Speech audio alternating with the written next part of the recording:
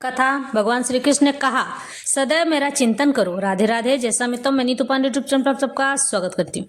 इस प्रसंग का वर्णन श्रीमद् भगवद गीता मिलता है। भगवद गीता में आज भगवान श्री कृष्ण अर्जुन को समझाते हैं, हे अर्जुन, सदैव मेरा ही चिंतन करते रहना चाहिए। मनमना भव मद भक्तो मधाजी माम नमस्कुरु मामे वैश्यसी सत्यम ते प्रति जाने प्रियो असी में। सदैव मेरा चिंतन करो, मेरे भक्त बने रहो, मेरी पूजा करो और मुझे नमस्कार करो।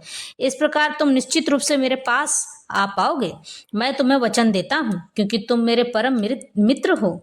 इस तरह से भगवान श्री कृष्ण आज ज्ञान की गुप्त बात को समझाते हैं और ज्ञान का गुप्त अंश भी बताते हैं। मनुष्य कृष्ण का शुद्ध भक्त बने, सदैव उन्हीं का चिंतन करे और उन्हीं के लिए कर्म करता रहे। व्यावसायिक ध्यानी बनना ठीक नहीं है।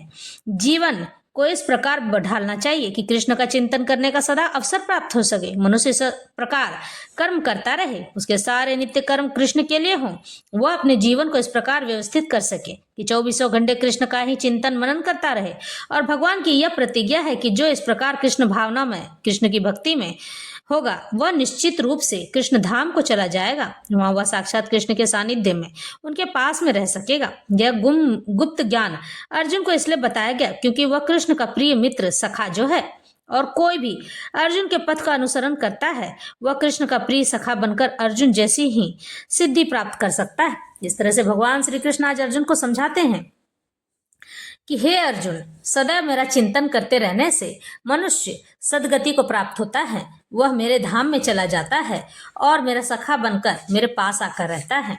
क्योंकि गौलोक में जब भी कोई जाता है तो वहाँ पुरुष नहीं, केवल स्त्री का वास होता है। और अगर पुरुष जाते भी हैं तो उनके लिए स्थान अलग रखा जाता है, क्योंकि वहाँ राधा रानी का जो निवास है। सर्वगुमतम भूय श्रीनु में परमम वचः इष्टो असि में दृढ़ मिति ततो वक्ष्यामि ते हितम। चूंकि तुम मेरे अत्यंत प्रिय मित्र हो, इसलिए मैं तुम्हें अपना परम आदेश, जो सर्वाधिक गुप्त ज्ञान है, बता रहा हूँ। इसे अपने हित के लिए ही सुनो। इस तरह से भगवान श्री कृष्ण आज अर्जुन को समझाते हैं, सर्व धर्मान परित्यज्य मामेकम शरणम व्रज अहम त्वाम सर्व पापेभ्यो मोक्षयिष्यामि मा शुचः। समस्त प्रकार के धर्मों का परित्याग करो और मेरी शरण में आ जाओ, मैं समस्त पापों से तुम्हारा उद्धार कर दूंगा। हे अर्जुन, डरो नहीं। इस तरह से तुम मेरे लिए सारे कार्य करो। और भगवान यहाँ समझाते हैं, यह इदम परमम गुमहम मद भक्ते स्वभी धास्यति भक्तिम मयि पराम कृत्वा मामे वैश्यत्य संशय। जो व्यक्ति भक्तों को यह परम रहस्य बताता है वह शुद्ध भक्ति को प्राप्त करेगा और अंत में वह मेरे पास वापस आ जाएगा।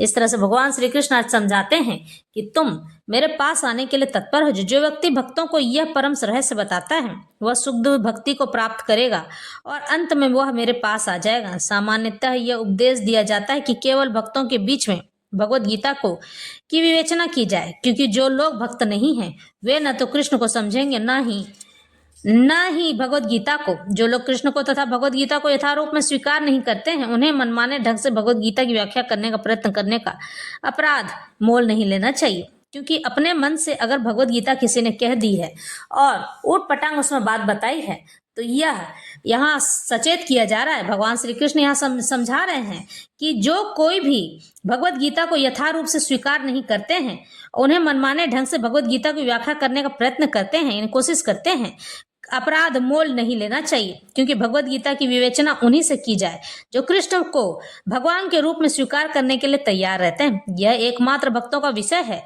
दार्शनिक चिंतकों का नहीं। लेकिन जो कोई भी भगवद गीता को यथारूप में प्रस्तुत करने का सच्चे मन से प्रयास करता है, वह भक्ति के कार्यकलापों में प्रगति करता है और शुद्ध भक्ति में जीवन को प्राप्त होता है। ऐसी शुद्ध भक्ति के फलस्वरूप उसका भगवत धाम जाना ध्रुव कहलाता है। इस तरह से भगवान श्री कृष्ण समझाते हैं।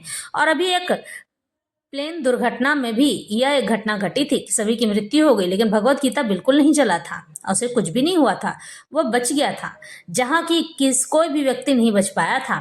इस तरह से भगवत गीता इतना शुद्ध है कि भगवत गीता को कोई भी व्यक्ति गलत व्याख्या नहीं करनी चाहिए। अगर कोई व्यक्ति गलत व्याख्या कर रहा है तो हमें उसे टोकना चाहिए, क्योंकि यह हमारा धार्मिक और प्रमुख ग्रंथ है। यह जीवों के यानी कि हम मनुष्यों के कल्याण के लिए रखा गया है। जो कोई भी भगवान श्री कृष्ण को भक्ति भाव से देखता है, उनसे प्रेम करता है, तो भगवत गीता उसे स्वतः यानी अपने आप समझ में आने लग जाती है। ऐसा ऐरा गैरा नत्थु खैरा भगवत गीता की परिकल्पना नहीं कर सकता है और ना ही भगवत गीता को समझ सकता है। भगवत गीता को समझने के लिए शुद्ध भक्त का होना जरूरी है, यानी कि उसके मन में ना लालच हो, विकार हो, ऐसा कुछ भी ना हो। जिन लोगों के मन में लालच और विकार होते हैं, काम क्रोध लोभ और मोह होते हैं, ऐसे लोग भगवत गीता को पढ़ पढ़ के भी थक जाएं तब भी उसे समझ नहीं पाते हैं। यह मेरा खुद का अनुभूत है। जब मैं पहली बार मेरी बेटी की मृत्यु के समय में भगवत गीता पढ़ी थी तो मुझे भगवत गीता समझ नहीं आया था। रात भर बैठ के श्लोक उसकी चिता के सामने पढ़ रही थी, लेकिन फिर दूसरी बार पढ़ी तो भी समझ में नहीं आया। फिर अब मैं तीसरी बार भगवत गीता आपके सामने YouTube पर लेकर आ रही हूँ और मेरी इच्छा है कि आप मेरे शब्दों में, इन सरल शब्दों में उन बातों को समझ सकें जिन बातों को मैं समझाना चाहती हूँ, जो बातें भगवत गीता आपको समझाना चाहती है। भगवत गीता की व्याख्या अगर कोई भी व्यक्ति गलत तरीके से करने लग जाता है तो कृपा करके आप सब टोकिएगा जरूर, क्योंकि हम ही हैं जो अपने ईश्वर के बोले हुए इन वचनों को सुरक्षित करके रख सकते हैं और यही बोले हुए वचन हमारे आने वाले भविष्य में हमारी आने वाली पीढ़ी को अग्रसर कराएगी, उसे उचित मार्ग दिखाएगी। वह गंदे कार्यों में नहीं फंसेंगे। हम ही अपने बच्चों को छोटा कपड़ा पहनाकर उसे इस तरह ढाल दिए हैं कि वह अपने आप को नगण्य होने से भी नहीं रोक सकता है। लड़के लड़कियां सभी हाफ कपड़ों में घूमते हैं, इस तरह से नहीं होना चाहिए। ये जीवन का मूल उद्देश्य नहीं है। जो हम उसे बचपन से संस्कार देंगे वही उस संस्कार में ढल जाएंगे और कल दिन अगर यह गलत बातें बोलते हैं तो उनकी कोई गलती नहीं है। उन बच्चों को हम नहीं कह सकते हैं, युवा बच्चों को भी नहीं कह सकते हैं, क्योंकि उनके संस्कार के बीज उनके माता पिता ने ही बोए हैं और जैसा बीज बोओगे वैसा ही तो फल प्राप्त होगा ना। इसलिए आजकल के बच्चों से विनम्र होकर बात करने की आवश्यकता है। मार कुटाई वाला जमाना चला गया कि जब हमारे माता पिता हमारी धुलाई कर दिया करते थे और हम उनकी बातों को मान लिया करते थे। अरे पिताजी मारेंगे, नहीं काम किया तो करना जरूरी है, डर से ही सही, लेकिन उनके सम्मान के लिए हम कार्य तो करते थे। लेकिन आज न डर रह गया है और ना ही सम्मान रह गया है। अगर पिता एक थप्पड़ अपने बेटे को मारता है तो बेटा भी वैसा ही करता, अपने पिता को 2 थप्पड़ मारने के चक्कर में आ जाता है, क्योंकि वह नशा करने लग जाता है। और जो नशेड़ी है वो कभी भी अपना और पराया का भेद नहीं जानता है, मान अपमान सम्मान नहीं समझता है। इसलिए भगवत गीता को सुरक्षित रखना आवश्यक है। भगवत गीता हमारी आने वाली पीढ़ी को बचाएगी इन अधर्म करने से, ताकि वो अपने माता पिता का सम्मान कर सकें, समाज में सही से जी सकें, सही वस्त्रों का चयन कर सकें। वैसे जब मनुष्य के विचार बदलते हैं तो ही उनके सारे कर्म अपने आप बदल जाते हैं। कहते हैं नजर बदलो, यानी किसी चीज को देखने का नजर जब बदल जाएगा तो नजरिया अपने आप बदलने लगेगा और जब नजरिया बदलेगा तो मनुष्य के विचार भी अपने आप ही बदलने लग जाते हैं। और यही बात हमें भगवत गीता समझाती है। भगवत गीता बार बार हमें समझा रही है कि यह गुप्त ज्ञान है। इन गुप्त ज्ञान को किसी भी प्रकार से किसी के लिए भी नहीं कहना चाहिए, क्योंकि जो लोग भगवान को नहीं मानते हैं उन लोगों को बता देने से, मूर्खों को बता देने से या किसी ऐसे को बता देने से जो कि शौच साफ करके आया है, टॉयलेट साफ करके आया है और बिना साबुन से हाथ धोए, बिना नहाए और भोजन कर रहा है, ऐसे व्यक्ति को भगवत गीता का ज्ञान दे दोगे तो क्या वो बदल जाएगा? नहीं, बल्कि उसी गंदे हाथों से आपको भी गुपचुप बना के खिलाएगा। आज लोग यही करने जा रहे हैं। भगवत गीता का अर्थ जिन जिन लोगों को समझ में आया है वो लोग कभी भी बाहर का भोजन करना पसंद नहीं करते हैं, हमेशा साफ सुथरी जगह पर खाना पसंद करते हैं।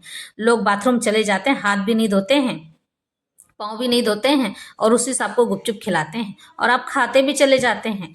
ये घृणित बात बोलते हुए मुझे बड़ा गंदा लग रहा है, क्योंकि आज लगता है भोजन भी मुझे मेरे गले से नहीं उतरने वाला है। और इस प्रकार से मैं आपको यह समझा दूं कि जीवन आपको हमेशा सबक सिखाता रहता है, हर पल आपको बताता रहता है कि क्या गलत है और क्या सही। लेकिन हम हैं कि अपने आंख नाक और कान बंद करके चलते हैं, यानी मन कर्म और वचन को देखना ही नहीं चाहते, करना ही नहीं चाहते। इन कर्मों को पूरा कर जो व्यक्ति कर लेता है वही व्यक्ति साधु कहलाता है। साधु कहलाने के लिए बाबा बनकर दाढ़ी बनाकर घूमने की आवश्यकता नहीं है। इसके लिए मन कर्म और वचन ही काफी है, यानी कि मन से साधु, यानी बाहर का भोजन न करना, लोगों को गंदी गाली न देना, लोगों के लिए अपने मन में गंदे विचार न रखना, लोगों को दोष न देना। यह है मन। कर्म, यानी अच्छे कर्म करना, लोगों की सहायता करना, अपने से बड़ों का सम्मान करना, माता पिता डांट दें तो उनकी डांट खाने के लिए मुस्कुराते मुस्कुराते एक बार और बदमाशी कर लेना। इस तरह से ही यह गुप्त ज्ञान है कि यह धर्म का मार्ग है और भगवान हमें सिखाते हैं कि जीवन ऐसे ही जिया जाता है। वचन यानी जिस बात को आपने कह दिया उस बात को पूर्ण करना आवश्यक है। नहीं हो पाया वो बात अलग है, ऐसा नहीं कि प्राण जाए लेकिन वचन न जाए। श्री राम वाली कहानी सबके साथ